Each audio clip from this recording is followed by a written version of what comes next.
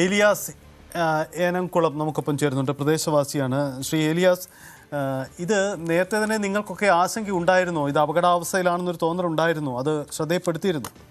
സാറേ നമസ്കാരം. ഞങ്ങൾ പാടൂർ ആറ്റുതീരം സംരക്ഷണ സമിതി എന്നൊരു സമിതി തന്നെ നേരത്തെ രൂപീകരിച്ചിരുന്നു. ഇത് ശരിക്കും ഒരു വാക്ക് വേയോ ഒരു പാർക്കോ നിർമ്മിക്കാൻ പറ്റിയ ഒരു മതിയായ ഒരു ബലമുണ്ടാവുന്ന രീതിയിലല്ലായിരുന്നു ഇതിന്റെ നിർമ്മിതി. അപ്പൊ അന്ന് മുതലേ ഇതൊരു ആക്ഷേപം ഉണ്ടായിരുന്നു. ഇത് പ്രളയം വരുമ്പോൾ ഈ 2, 3, 4 പ്രളയം ഭയങ്കരമായിട്ട് അടിച്ചു കയറിയ ഒരു പ്രദേശമാണ്. അപ്പോൾ തന്നെ ഈ പാലത്തിന് ഈ പാർക്കിന് ഒരു നിർമ്മാണത്തിൽ അപാകതയുണ്ട്, അല്ലെങ്കിൽ ഇതിനൊരു മതിയായ ബലമില്ല എന്ന് ഞങ്ങൾ നേരത്തെ തന്നെ ആക്ഷേപം ഉന്നയിച്ചിട്ടുള്ള ഒരു കാര്യമാണ്. അതുപോലെ തന്നെ ഒരു 1.5 വർഷം മുമ്പ് ഇവിടെ ഉണ്ടായിരുന്ന ഇടതുപക്ഷ ഭരണസമിതി ഈ പാർക്കിലെ റോഡില് പാർക്കിനോടനുബന്ധിച്ചുള്ള റോഡിൽ കട്ടയിട്ടപ്പോൾ ഈ പാർക്കിന്റെ സൈഡിൽ ഒരു കാന നിർമ്മിച്ചു.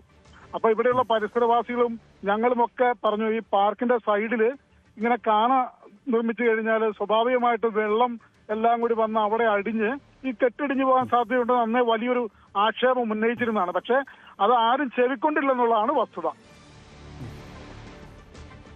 ഇത് ഈ സമാനമായ നിർമ്മാണം ഈ മൂവാറ്റുപുഴയാറിൻ്റെ സൈഡിൽ വേറെയും ഉണ്ടെന്നറിയുന്നു. അപ്പോൾ ഈ നഗരത്തോട് ചേർന്ന് ഈ ആളുകളൊക്കെ വൈകുന്നേരങ്ങളൊക്കെ കുടുംബങ്ങളൊക്കെ ചെലവഴിക്കാൻ വരുന്ന സ്ഥലമാണ്. ഇത്ര അപകടാവസ്ഥയൊന്നും അറിയാതെ ആ സ്ഥലം അത്ര പരിചയമില്ലാത്ത ആളുകൾ പോലും അവിടെ എത്തിയേക്കാം. അവരെയൊക്കെ അപകടത്തിൽപ്പെടുത്തുന്ന ഒരു ഗുരുതരമായ സാഹചര്യം അവിടെ രൂപപ്പെടുന്നു എന്നാണോ മനസ്സിലാക്കേണ്ടത്? ഇപ്പോൾ തന്നെ ഈ വെള്ളത്തിലൂടെ ഒരു കെട്ട് പാത്രം ഒഴുകിപ്പോയായിരുന്നു. അതായത് വിൽക്കാൻ കൊണ്ടുവന്ന ഒരു ഇൻസ്റ്റാൾമെന്റുകാരന്റെ ഒരു വലിയ കെട്ട് പാത്രം ഈ സമയത്ത് ഇവിടെ ഈ പുഴയിൽ തന്നെ കിടക്കുന്നുണ്ടായിരുന്നു. അത് സമീപവാസികളായിട്ട് ആരോ പെട്ടെന്ന് എടുത്തോണ്ട് പോയി. ഒരു 10-50 പാത്രത്തോളം ഉണ്ട്. അപ്പൊ പലരും പറയുന്നത് അതൊരു ഇൻസ്റ്റാൾമെന്റ് കച്ചവടക്കാരന്റെയാണ്.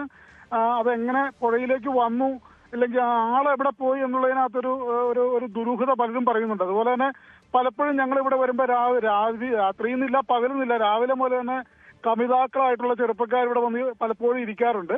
അപ്പൊ അങ്ങനെ ആരെങ്കിലും ഉണ്ടായിരുന്നോ എന്നൊന്നും പറയാൻ പറ്റില്ല. എന്താണെങ്കിലും മുനിസിപ്പാലിറ്റിയിൽ ഒരു ക്യാമറയുണ്ട്, ആ ക്യാമറ പരിശോധിക്കണമെന്ന് ചെയർമാൻ അടക്കമുള്ളവർ പറഞ്ഞിട്ടുണ്ട്. ആ രീതിയിലാണ് വസ്തുത. ടൗണിലുമുണ്ട്. ഇതിപ്പോ പിറവത്തുനിന്നൊരു 2-2.5 കിലോമീറ്ററോളം അകലെയാണ് പാഴൂർ ആറ്റുതീരം പോർക്ക്. അത് പിറവത്തിന്റെ ടൗണിൽ തന്നെ ചിൽഡ്രൻസ് പാർക്ക് എന്ന് പറയുന്ന സംഭവം ഇരിക്കുന്നതും ഇതുപോലെ ഒരു പുഴയുടെ തീരത്ത് തന്നെയാണ്. ഇതൊക്കെ വർഷങ്ങൾക്ക് മുമ്പ് പണിത് വെച്ച ഒരു സംഭവങ്ങളാണ്. അന്നത്തെ കാലത്ത് മതിയായ ഒരു ബലത്തോടു കൂടിയോ അല്ലെങ്കിൽ മതിയായ ഒരു കോൺട്രാക്ട് എടുത്തിട്ടോ അല്ലെങ്കിൽ മതിയായ ഒരു ആർക്കിടെക്റ്റോ എഞ്ചിനീയറുടെ ഒന്നും ഒരു കൺസെന്റോട് കൂടിയൊന്നും പണിതായിട്ട് പറയപ്പെടുന്നില്ല. ഇതിന്റെ എല്ലാ ഒരു ബലപരിശോധന അടിയന്തരമായിട്ട് നടപ്പിലാക്കണമെന്നുള്ളതാണ് പറയാനുള്ളത്. ഈ പ്രളയം കഴിഞ്ഞു, നമ്മുടെ ഭൂപ്രകൃതിക്ക് വലിയ മാറ്റം വന്നു, പുഴകളുടെ അടിത്തട്ടിൽ വലിയ മാറ്റങ്ങൾ ഉണ്ടായിട്ടുണ്ട്. അപ്പോൾ സ്വാഭാവികമായും തീരങ്ങളും ദുർബലപ്പെട്ടേക്കാം, അല്ലെങ്കിൽ അവിടുത്തെ പഴയ അവസ്ഥയിൽ മാറ്റം വന്നിട്ടുണ്ടാവാം. അപ്പോൾ ഈ തീരത്തോട് ചേർന്നുള്ള എല്ലാ നിർമ്മിതികളും ഇത്ര ആശങ്ക ഉണ്ടാക്കുന്നു എന്നതാണ്. പലപ്പോഴും ഈ നമുക്കറിയാം തദ്ദേശ സ്ഥാപനങ്ങളാവട്ടെ അല്ലെങ്കിൽ MLA-മാരാവട്ടെ ഇവരുടെയൊക്കെ ഫണ്ട്, MP-മാരാവട്ടെ ഇവരുടെയൊക്കെ ഫണ്ട് വിനിയോഗിച്ചുകൊണ്ടാണ് ഈ നിർമ്മാണം. അപ്പോൾ സർക്കാർ ഫണ്ട് വിനിയോഗിക്കുമ്പോൾ പോലും ഈ തരത്തിലുള്ള ആശങ്കകൾ കൂടിയൊന്നും പരിഗണിക്കുന്നില്ല എന്നൊരു പ്രശ്നം കൂടി ഉണ്ടല്ലേ? അതെ, ഈ നിർമ്മാണം അല്ലെ പാക്വേയൊക്കെ ഒത്തിരി ആളുകൾക്ക് കുട്ടികളടക്കമുള്ളവർക്ക് വരുന്നതിനൊന്നും കുഴപ്പമില്ല. നല്ലൊരു ഐഡിയ തന്നെയാണ്. അത് പ്രവൃത്താണെങ്കിലും ഒത്തിരി അധികം ആളുകൾ വരും, ഒത്തിരി സെലിബ്രേഷൻ ഒക്കെ നടക്കുന്ന സ്ഥലമാണ്. പക്ഷെ ഇതിന്റെ നിർമ്മാണത്തില് മതിയായ ശ്രദ്ധയില്ല. നിർമ്മാണം നടക്കുമ്പോൾ മതിയായ എഞ്ചിനീയർമാരോ മതിയൊരു വിദഗ്ധ സമിതി ഇത് പരിശോധിച്ചിട്ട് ഇതിന്റെ കൺസെന്റ് കൊടുക്കുന്നില്ല എന്നുള്ളിടത്താണ് ഇതിന്റെ തകരാറ്. അത് ഈ ജാതി പ്രവർത്തനങ്ങളും ഈ ജാതികൾ പാർക്കയും വാക്വേയും ഒക്കെ വളരെ നല്ലത് തന്നെയാണ്. അത് മതിയായ രീതി ഇപ്പൊ തന്നെ ഇവിടെ നിർമ്മിച്ചിരിക്കുന്ന ഭാഗത്ത് നോക്കിക്കഴിഞ്ഞാൽ അറിയാം, മതിയായ രീതിയിലുള്ള ഒരു കമ്പിയോ അങ്ങനെയുള്ള ഒരു ബലത്തിലൊന്നും അല്ല ഇത് നിർമ്മിച്ചിരിക്കുന്നത്. അതിപ്പോ ഒത്തിരി ആളുകൾക്ക് മനസ്സിലായി. ഇപ്പോഴും ഈ പാർക്ക് ഇങ്ങനെ ഇടിഞ്ഞോണ്ടിരിക്കുന്ന ഒരു അവസ്ഥയിലാണ്. ഇപ്പോഴും ഞാൻ പാർക്കിൽ തന്നെയാണ് ഉള്ളത്. ഇപ്പോഴും അത് കുറച്ച് ഇടിഞ്ഞോണ്ടിരിക്കുകയാണ്. ശരി.